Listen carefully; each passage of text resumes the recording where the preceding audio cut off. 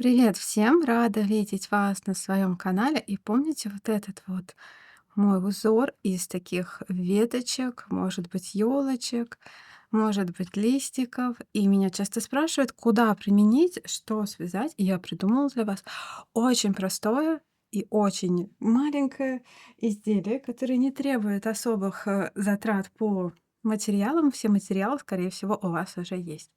И из этих веточек я связала вот такие вот новогодние шарики. Я взяла тут пряжу с люрексом, чтобы добавить немножко блеска в эти изделия. И теперь мои веточки напоминают скорее, может быть, узоры на морозные узоры на окнах, ну, либо какие-то ветки елочек, если бы это был зеленый цвет. Но у меня вот такие они нежно-розовые. И это 100% тот же самый узор, естественно, с небольшими модификациями. Ставьте лайки, подписывайтесь на канал, нажимайте на колокольчик, чтобы не пропускать уведомления о выходе новых мастер-классов. И давайте свяжем вот такие вот замечательные шарики. Для этой идеи мне потребуется вот такая заготовка. Это шарик 6 мм. Можно взять просто старый. Я беру готовую заготовку просто для того, чтобы красиво смотрелось на видео. Крючок я возьму 3,5 мм. Также мне потребуется иголка для сшивания. И я возьму вот такую пряжу. Опять-таки я выбрала пряжу с люрексом, чтобы было более празднично, более нарядно. Но можно взять абсолютно любую пряжу и пристроить любые остатки пряжи. Характеристики и название моей пряжи — это Камтекс, праздничная с люрексом. Вот ее метраж, вот ее состав. Вот рекомендации по инструментам. Для этого изделия нужно набрать число петель кратное 6 плюс 3 петли для смещения. Набираю 21 воздушную петлю. Раз, два, три, четыре, пять, шесть, 21. Цепочка набрана. Длина этой цепочки должна быть чуть больше, потому что цепочка всегда больше, чем полуобхват сферы вот этой. Сфера моя 6 сантиметров. Если я не сказала этого раньше, то говорю сейчас. И моей цепочки приблизительно достаточно. И, конечно, в ней должна быть соблюдена кратность. Число петель должно быть кратно 6 плюс 3. Схема самого вязаного шарика не сильно будет отличаться от схемы этого узора, который я вязала прямым полотном. Конечно, в нее внесены некоторые изменения, чтобы шарик принял форму шара, и вот эти вот края были у него сужены, да? Чтобы это было не прямое полотно, чтобы оно было в форме сферы. Если вам нравится вязать по видео, вы, конечно, можете это делать. Но некоторым не нравится вязать по видеосхемам, и некоторые предпочитают бумажную схему. Вот такую бумажную схему в PDF-формате вы можете скачать у меня на Бусти. Там будет и текстовое описание, будет и схематичное изображение со всеми подсчетами этого шарика. Данное описание будет сделано на двух языках, русский и английский. Смотрите внимательно, какой язык нужен вам. И, конечно, данное видео к нему тоже будет приложено. Итак, цепочка набрана, и я перехожу к вязанию первого ряда. Первый ряд, как и второй ряд, будет состоять из множества маленьких вот таких вот укороченных рядочков, которые и будут создавать вот эти вот веточки. Первый элемент в первом ряду — это будут нечетные, и нечетные элементы, они вяжутся обычными соединительными петлями. Но в начале каждого элемента нужно сделать воздушную петлю подъема. Итак, делаю воздушную петлю подъема и дальше вкалываю крючок во второе звено от крючка. Вот так. Подхватываю рабочую нитку и вывожу петлю. Это соединительная петля. 1, 2, 3, 4, 5, 6, 7,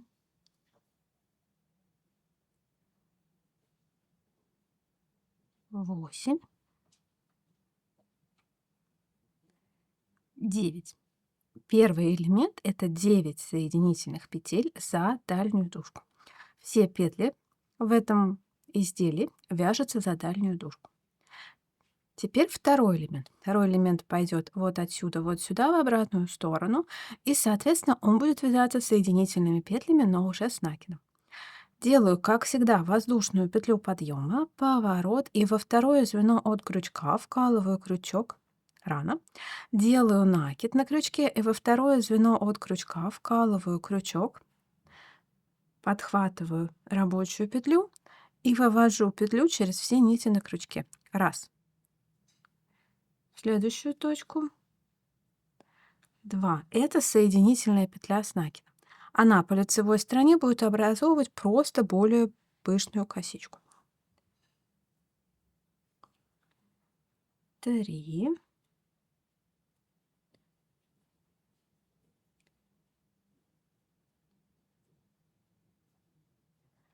4.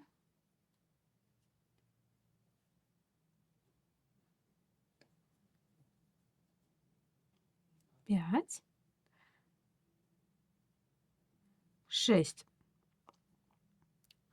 Для второго элемента мне нужно связать 6 соединительных петель с накидами в обратную сторону. И снова делаю воздушную петлю подъема, поворот, и дальше начинается то самое повторение, тот самый раппорт, который нужно повторять до конца ряда. Элемент дальше пойдет у нас четный, он вяжется по лицевой стороне, да, и, соответственно, здесь будут обычные соединительные петли. Здесь будет 12 соединительных петель. Начинаю, как всегда, во второе звено от крючка. За дальнюю дужку. 1, 2, 3, 4, 5, 6. Дальше будет ступенька. Там, где ступенька, там делается степка. Итак, как делается степка по лицевой стороне?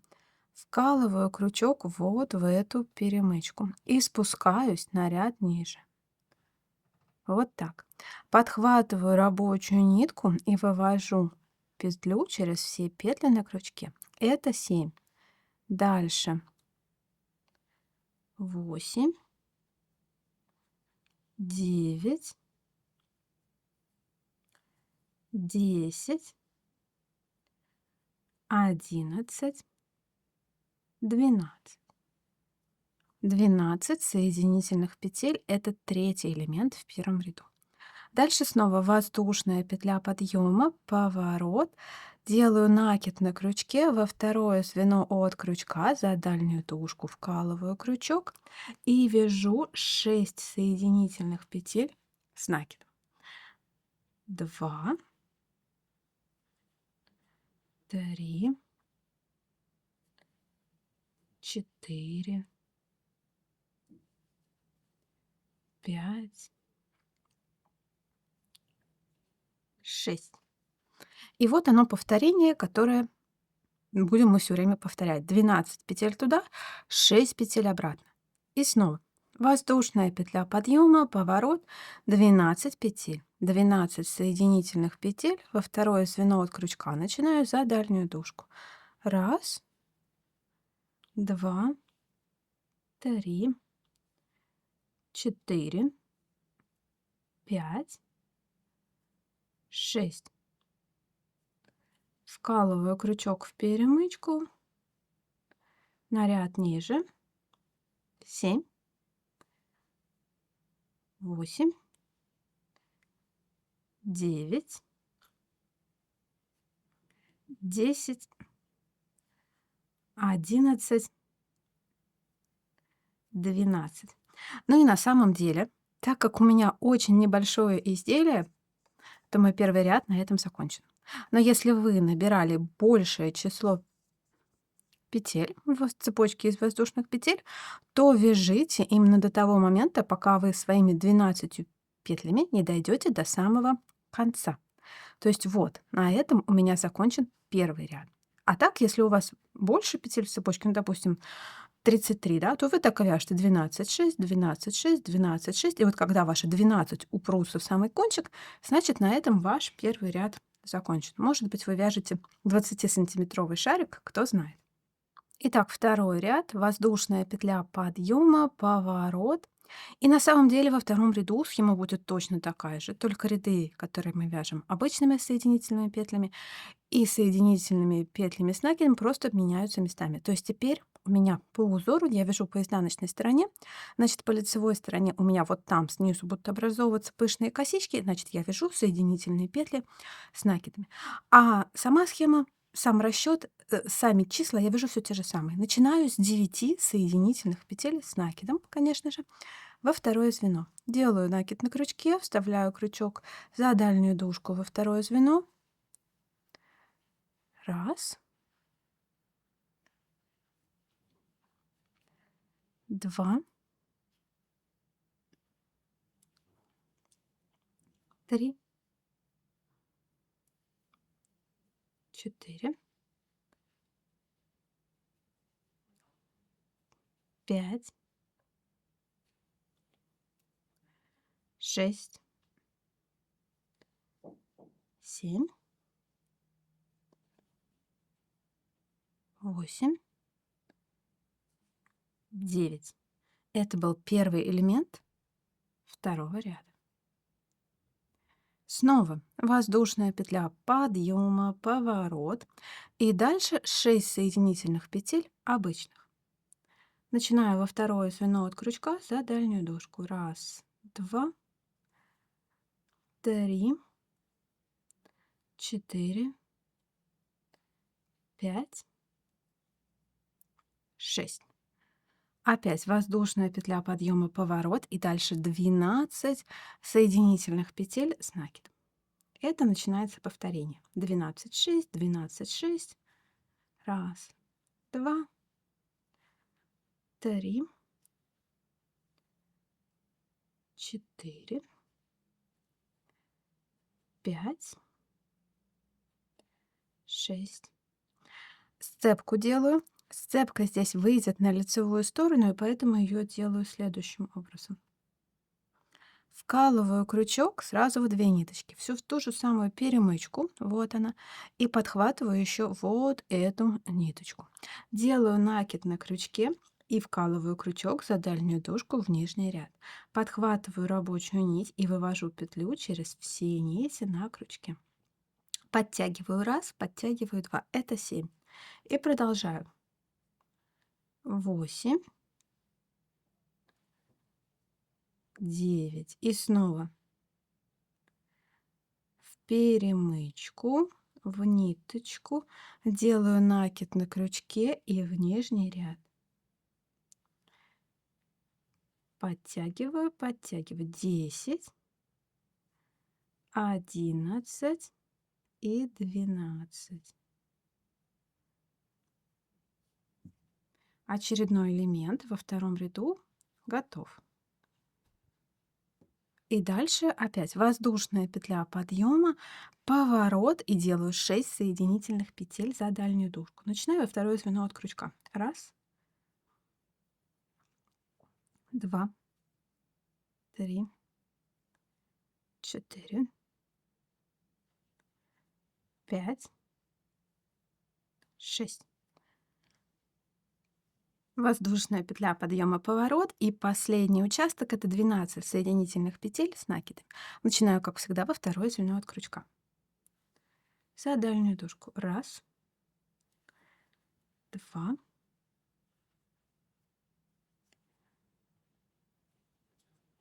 три, четыре, пять, шесть. Сцепка в перемычку в ниточку.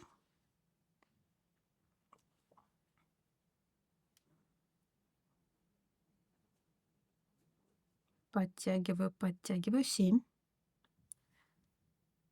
8, 9.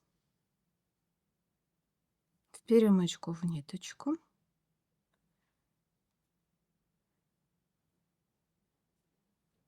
подтягиваю 10, 11 и 12. И на этом второй ряд закончен. И вот посмотрите, у нас получилась одна такая веточка, очень похожа на веточку елки, допустим, да, или какие-то морозные узоры. Дальше возвращаемся к первому ряду и повторяем все снова и снова. 9, 6, 12, 6, 12. И затем опять в обратную сторону. 9, 6, 12, 6, 12. И таких повторений первого и второго ряда в моем изделии будет 7. Нужно связать. Я вяжу, делая примерки, и пока моя вязаная поверхность не будет достаточной для того, чтобы завернуть в нее этот самый шарик. Вот, на готовом шарике легко посчитать эти клинья. Раз, два, три, четыре, пять, шесть, 7. То есть я делаю 7 повторений. Итак, вяжем 7 повторений и встречаемся там. Я покажу вам, как сшивать это изделие. Связала я 7 повторений первого и второго ряда в высоту. И вот какая деталь у меня получается. Такая шкурка апельсина. Я вот делаю примерку, и я могу сшивать свое изделие. Беру иголку. Здесь оставляю хвостик, ну, наверное, сантиметров 70. Вставляю нитку в иголку и перехожу к сшиванию этой детали. Здесь у меня открытая петля. Я ее закрываю вот таким движением и затягиваю. И шить это изделие я буду по лицу самым обычным трикотажным швом. Смотрите, первый ряд здесь была косичка наборная. Его мы как бы не берем в расчет, и мы сразу мысленно переходим ко второму ряду. И смотрим, как косички второго ряда цепляются за эту наборную цепочку. И повторяю это иголкой. То есть я делаю трикотажный шов. Вот так вот они цепляются. Вот я цепляю 2 ниточки, вот. Вот так. Подтягиваю. Пока можно подтягивать не слишком туго. И здесь, на противоположной стороне, я захватываю дальнюю полупетлю сначала вот этой воздушной петли, которую мы только что закрыли, и возвращаю иголку из дальней полупетли следующей петли. То есть получается вот такое движение. И перехожу снова к противоположной стороне. Здесь я опять нахожу эти же самые косички, ниточки. И вот так каждую косичку я подхватываю. На самом деле, из-за того, что здесь не проложена контрастная нить, ну, здесь мой шов не очень-то и применим. Конечно, можно применять и мой шов, но тогда из-за того, что изделие сшито небольшими укороченными рядами, нужна очень длинная нитка, и нужно попеременно вязать, сшивать, и поэтому здесь я так не делаю. Это всего лишь шарик, это не шапка, это не изделие, которое мы будем носить. Шов все равно будет достаточно незаметен, возможно, не такой идеальный. Конечно, если бы вначале была проложена контрастная нитка, то места подхвата были бы видны лучше, но пришлось бы эту нитку еще и удалять потом. Что сделать с шариком внутри достаточно сложно. Поэтому я просто вот так вот раздвигаю и подхватываю. Вот 2 ниточки у каждой петли. Подтягиваю. Пока затягиваю не слишком туго. Туго я затяну уже в самом конце. И снова. Вот они, 2 ниточки.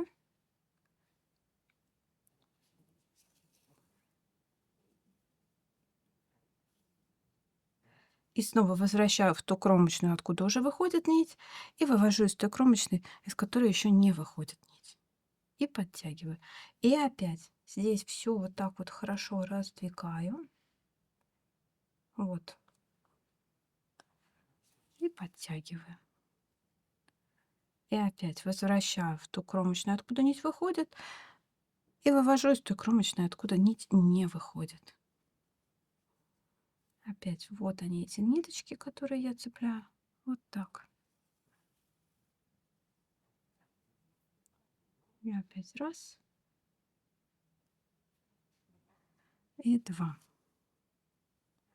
И снова отодвигаю и вот цепляю. И опять раз, и опять 2.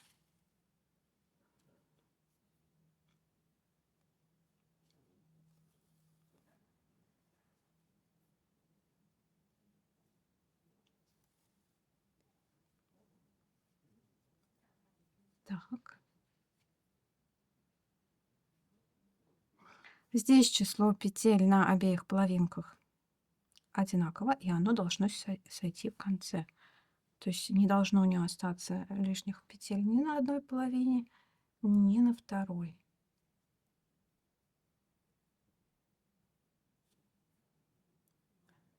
Наверное, вот так.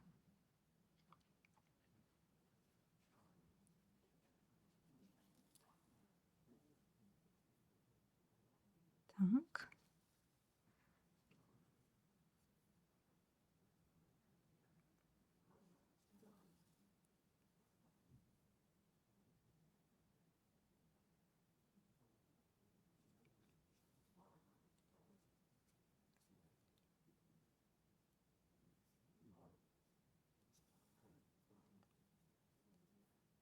И я подхожу к первой ступеньке.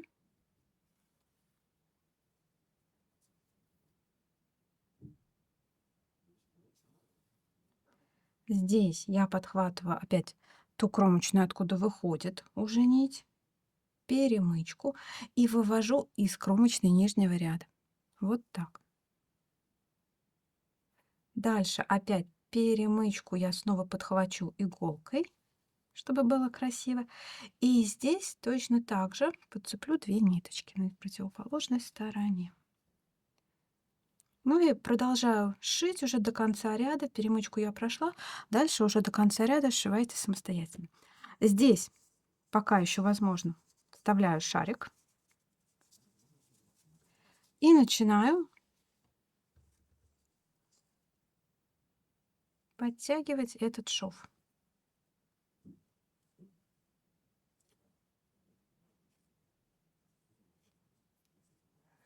Так, чтобы он соединился, прям подтягиваю туго, чтобы не было пробела между рядами. И тогда все будет красиво и незаметно. Узор сойдется в одну бесшовную сферу. В общем, подтягиваю так этот шов, дошиваю ряд до конца, уже с шариком внутри, и показываю вам, как стянуть вверх и низ этого шарика. Последние петли в этом ряду. Так, предпоследнюю кромочную, и вот она, последняя кромочная. Так. В принципе, все, видите, ниточки сошлись в одной точке, и дальше можно затянуть макушку. Вставляю иголку вот в эти вот пипочки краевые, их у меня будет 7 по количеству раппортов, которые мы вязали. Раз, два, три.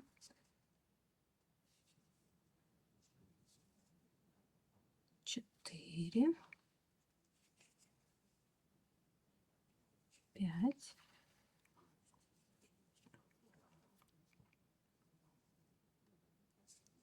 6 и 7. Всё. Завязываю нитки, которые встретились друг с другом, просто на узелочек. Раз и 2.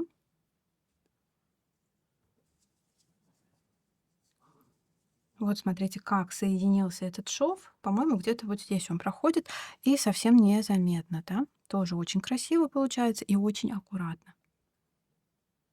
Обрезаю хвостик и крючком меньшего размера прячу хвостики просто под вязаное полотно. Вот так. Здесь остатком нити со стороны пипочки. Я точно так же вкалываю крючок вот в эти вот перемычки. Их тоже будет 7. Раз, два, три,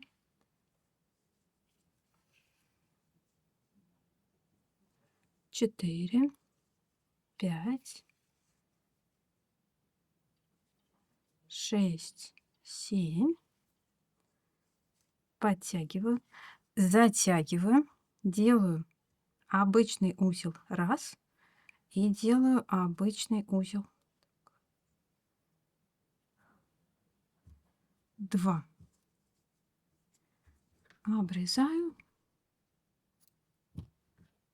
и крючком меньшего размера точно так же увожу хвостики в вязаное полотно.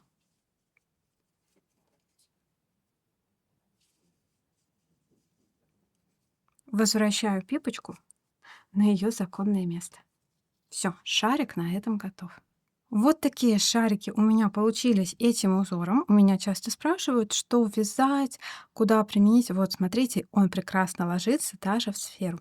Надеюсь, что вам понравилось это видео. Заранее спасибо за ваши лайки. Если вам нужна текстовая схема и текстовое описание, то добро пожаловать ко мне на Бусти. Спасибо за внимание, спасибо за то, что пишете комментарии. Всех с наступающими праздниками. Пока-пока.